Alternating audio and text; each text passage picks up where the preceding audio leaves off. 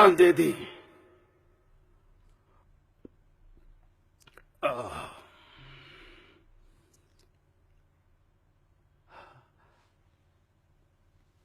ராத்திரி 8 மணிக்கு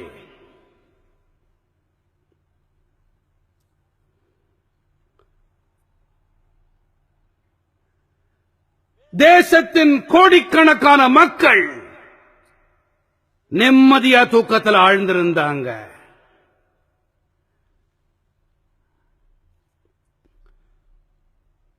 ஆனா தேசத்தோட சில லட்சம் பேர்கள் தூங்கறதுக்காக தூக்க மாத்திரை வாங்க போய்கிட்டு இருந்தாங்க. மாத்திரை அவங்களுக்கு கிடைக்கல.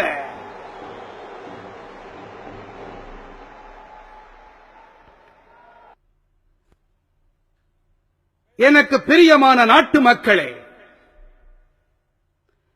நான் 8ஆம் தேதி அன்னைக்கு இரவு 8 மணிக்கு நாட்டு மக்களுக்கு தெரியும்,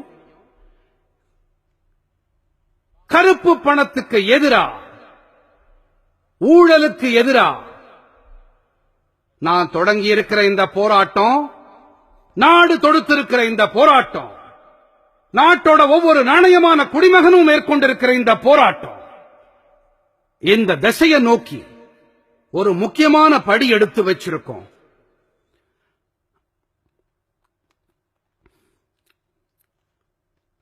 ஆனா சிலர் இருக்காங்களே, அவங்க தங்களை பத்தின சிந்தனைகள்லயே மூழ்கி இருக்காங்க. கையில ஒரு ஸ்கேலை எடுத்துக்கிட்டு பாக்குறவங்களை எல்லாம் அதை கொண்டு அளந்து அதுல பொருந்தி வர்றவங்களை ஏத்துப்பாங்க, மற்றவங்களை ஒதுக்கிடுவாங்க. நம்ம நாட்டோட பொருளாதார வல்லுநர்கள், நம்ம நாட்டோட நாடி துடிப்பை பிடிச்சு அலசி பார்த்து சொல்றவங்கெல்லாம் இந்த பழைய அரசுகள், இந்த பழைய தலைவர்கள், அவங்களை எல்லாம் அளக்க பயன்படுத்துற தராச பயன்படுத்தாம புது அளவுகோல்களை பயன்படுத்தி இருந்தாங்கன்னா இந்த கஷ்டம் அவங்களுக்கு வந்திருக்காது.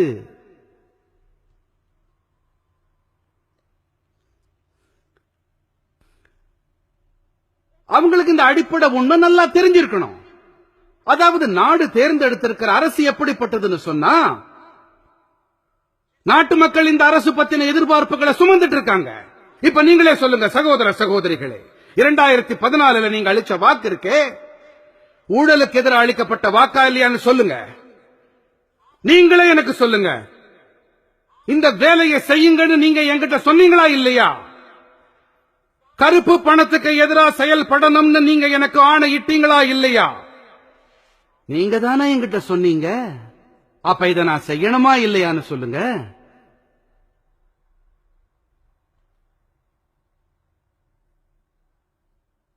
நீங்க இப்ப சொல்லுங்க, இப்படி செய்யணும்னு நீங்களே சொன்ன பிறகு இந்த வேலையை நான் செய்ய ஆரம்பிச்சா கொஞ்சம் சங்கடங்கள் ஏற்படும் உங்களுக்கு தெரியும் தானே? தெரியுமா தெரியாத சொல்லுங்க. ஏதோ எல்லாம் சுலபமா சங்கடமே இல்லாம நடந்துரும்னு நீங்க ஒண்ணு நினைக்கலையே. எல்லாருக்கும் நல்லா தெரியும், இந்த அரசு அமைக்கப்பட்ட உடனேயே நாங்க என்ன செஞ்சோம்னா, உச்ச நீதிமன்ற ஆணைப்படி அவங்க தலைமையின் கீழே ஒரு சிறப்பு புலனாய்வு குழுவை அமைச்சோம், SIT. உலகம் முழுக்க எங்க எல்லாம் இது தொடர்பான வேலை நடக்குதோ அதை இந்த குழு புலனாய்வு செஞ்சுக்கிட்டு இருக்கு. 6 மாசத்துக்கு ஒரு தடவை உச்ச நீதிமன்றத்துக்கு அறிக்கையை சமர்ப்பிக்குது. இந்த வேலையை முந்தைய அரசுகள் ஒத்தி போட்டுக்கிட்டே இருந்துச்சு. நாங்க இதை நிறைவேற்றி இருக்கோம். எங்க ஊர் பக்கத்துல ஒரு பழமொழி உண்டு, பிள்ளையோட லட்சணம் வளர்ப்புல தெரியும் பாங்க. என்னோட அமைச்சரவையில நாள் அன்னைக்கு இப்படிப்பட்ட ஒரு முடிவை நான் எடுத்திருக்கேன்னு சொன்னா வருங்காலத்துல நான் என்ன செய்ய போறேன்னு தெரிய வேண்டாமா சொல்லுங்க? நான் என்ன ஒளிச்சு மறைச்சா செஞ்சேன்? நான் எதையும் ஒளிக்கல மறைக்கல. ஒவ்வொரு முறையும் நான் இதை தெளிவா சொல்லி இருக்கேன். நான் இன்னைக்கு உங்க முன்னால இதை தெளிவுபடுத்த விரும்புறேன். நான் சொல்றத நாடு கேட்டுக்கிட்டு இருக்கு. நான் நாடு கிட்ட இருந்து எதையும் இருட்டடிப்பு செஞ்சது இல்ல. நான் இதுவரை நாட்டுக்கு எந்த தவறான புரிதலையும் ஏற்படுத்தல. மனசை திறந்து தான் பேசியிருக்கேன். நாணயத்தோட தான் நான் பேசியிருக்கேன்.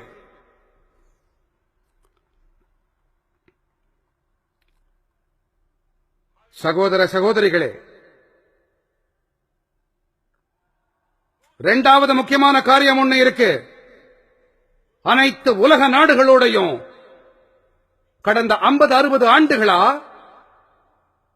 ஒப்பந்தங்கள் ஏற்படுத்தப்பட்டு இதன் காரணமா எந்த அளவுக்கு முடக்கப்பட்டிருந்தோம்னா நமக்கு என்ன நடக்குதுன்னே தெரியாத நிலை இருந்துச்சு.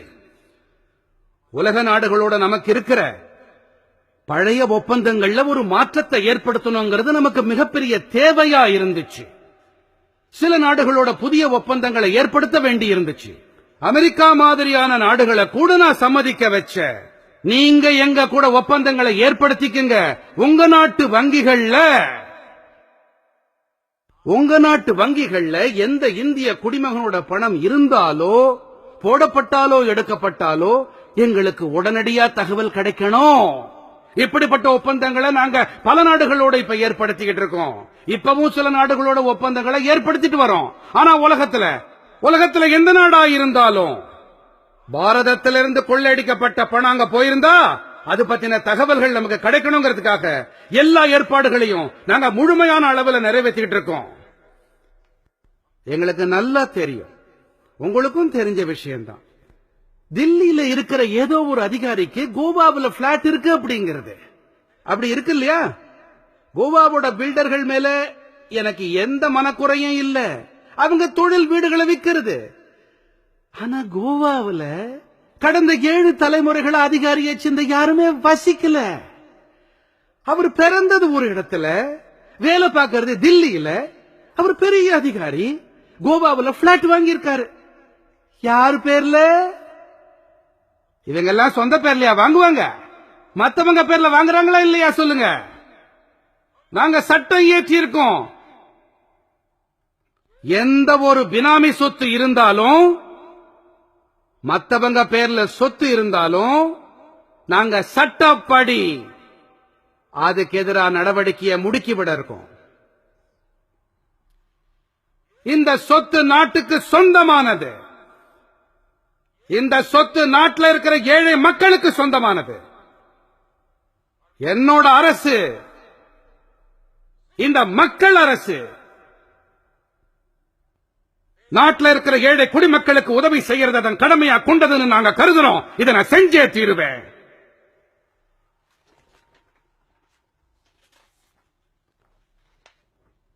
நாம பார்த்திருக்கலாம், வீட்டுல கல்யாணம் நல்ல நிகழ்ச்சின்னு ஏதாவது நடக்கும் போது நாம நகைகள் வாங்குறது வழக்கம். மனைவிக்கு பிறந்த நாள் சொன்னா நகைகள் வாங்குறோம். சில சமயம் தங்கம் வாங்குறோம். நகை கடைக்காரங்க கூட கவலையே படாதீங்க, அப்புறம் பாத்துக்கலாம்னு பையில கட்டி கொடுத்துருவாங்க. வாங்கின பொருளுக்கு ரசீது வாங்குறதும் இல்ல, கொடுக்கறதும் இல்ல, கணக்கு வழக்கு இல்ல. இந்த மாதிரி தானே நடந்துகிட்டு இருக்கு. ரொக்கம் கொடுத்து வேலை நடக்குதா இல்லையா சொல்லுங்க. இந்த மாதிரி ஏழை மக்களா செய்யறாங்க. இந்த வழக்கத்துக்கு முடிவு கட்டணமா இல்லையா சொல்லுங்க. நாங்க விதிமுறை ஏற்படுத்தி இருக்கோம். அதாவது 2 லட்சம் ரூபாய்க்கு அதிகமா நீங்க நகைகளை வாங்கினாலோ தங்கம் வாங்கினாலோ நீங்க கண்டிப்பா உங்க பேன் எண்ணை கொடுத்தே ஆகணும். இதுக்கும் எதிர்ப்பு தெரிவிக்கப்பட்டுச்சு தெரியுமா?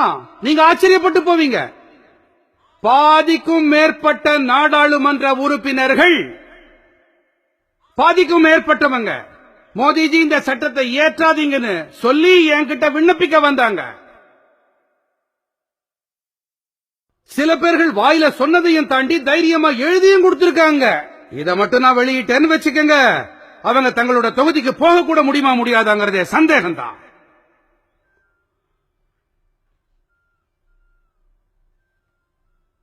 உங்ககிட்ட பணம் இருக்கு, நீங்க தங்க நகைகள் வாங்குறீங்கன்னு சொன்னா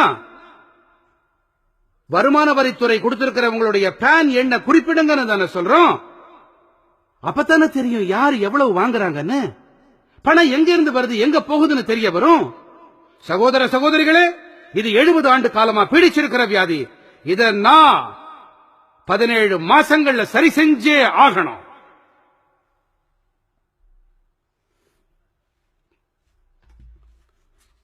சகோதர சகோதரிகளே,